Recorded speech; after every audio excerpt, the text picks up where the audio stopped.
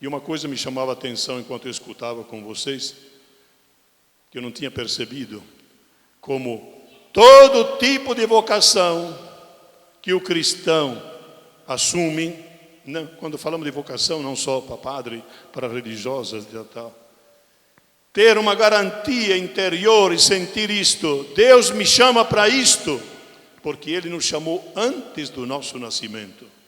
Ele fala de Jeremias em relação à palavra.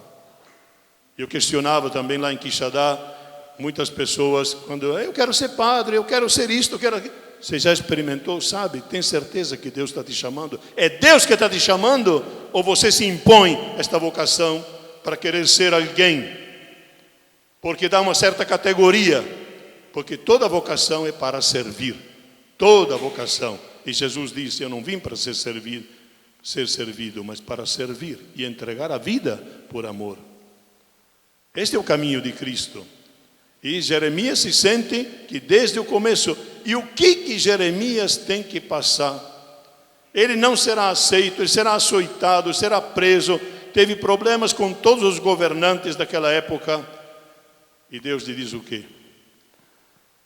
Não tenhas medo, se você se calar, eu te farei ter medo.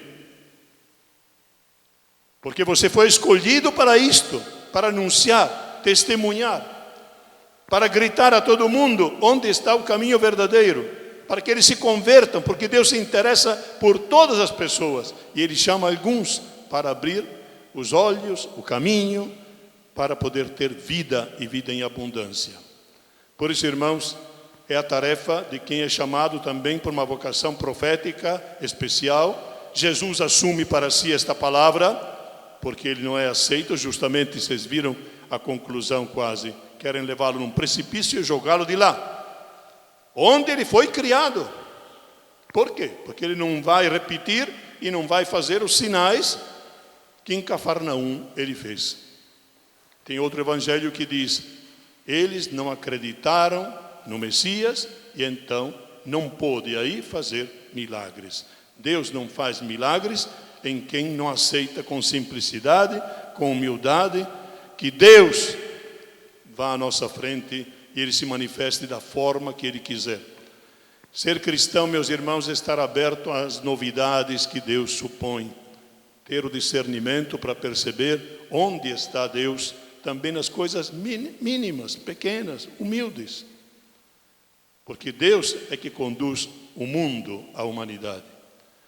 Temos que crescer todos, a cada dia. Por isso que a caminhada cristã não termina nunca.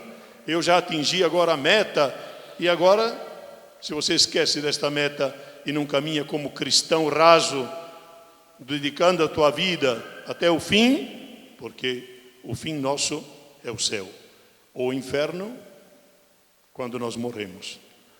Por isso, continuar firme. A Eucaristia nos fortalece nesta caminhada. É Cristo conosco, Emmanuel, Deus conosco. É aquele que, digamos, cumpriu a profecia. Não importa se é bem aceito ou não é bem aceito, mas este reino deve ser anunciado. Esta manhã eu escutava também uma entrevista de da Secretaria de Estado lá do Vaticano e perguntava justamente à irmã que dava a entrevista quais são as dificuldades grandes hoje na China. O diálogo, o pacto que existe com a China. Uma perseguição terrível. Perseguição terrível. Os cristãos não se podem manifestar a própria fé de forma nenhuma. Hoje tem muito mais mártires do que no passado. Gente testemunhando a própria fé. Não porque é gostoso, não porque é Eucaristia.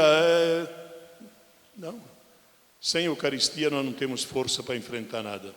Porque o caminho da Eucaristia é também a crucifixão e ressuscitar com Cristo. Quando morremos com Cristo, ressuscitamos com Ele.